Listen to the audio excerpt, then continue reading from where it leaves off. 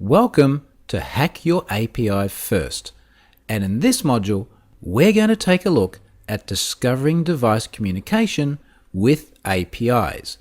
This is where it starts to get really interesting because we're going to get underneath that veneer of the rich client app and see what's going on in the background. So we're actually going to discover what communication the app is making with the backend service.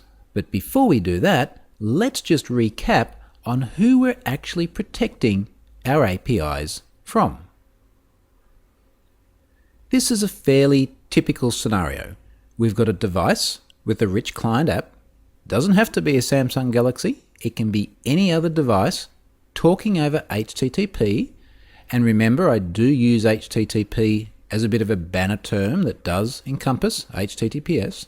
And it's talking to a backend service. In this case, that service is running on IIS 8. It could be a service on Apache or Nginx or any web server. It doesn't matter. This is a technology agnostic course.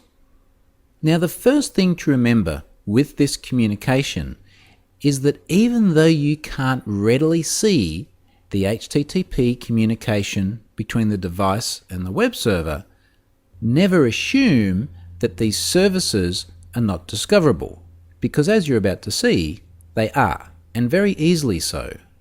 The risk, of course, is that when developers proceed with the assumption that the services aren't discoverable, they introduce vulnerabilities that an attacker may find and exploit.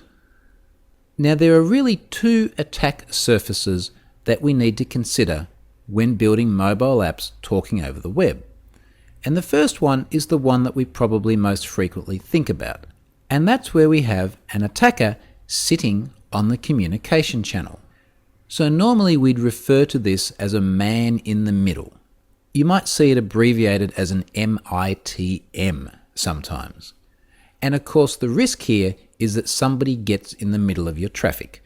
They're on your Wi-Fi network. They're at your ISP. Perhaps they've hijacked your connection. All of these things are quite prevalent with many precedents. Now, in this scenario, you still own the device isn't compromised, and the website isn't compromised either. It's just one of the hops between that device and the web server that the man in the middle is sitting on. Now, normally we would use HTTPS to protect against this risk. And in the previous course on Hack Yourself First, I go through sample scenarios that explain how this sort of attack may happen.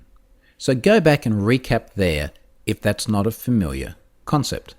So that's one, a man in the middle. The other attack we've got to be conscious of is when an attacker does actually own the device. And this is the scenario that we're going to be most frequently looking at throughout this course. So this is where they can start looking at the way the device is communicating with the APIs. They can learn about weaknesses in the APIs and exploit them. They can manipulate the APIs to change the data that is returned to the device, even when those APIs are over HTTPS. We'll do that in this course.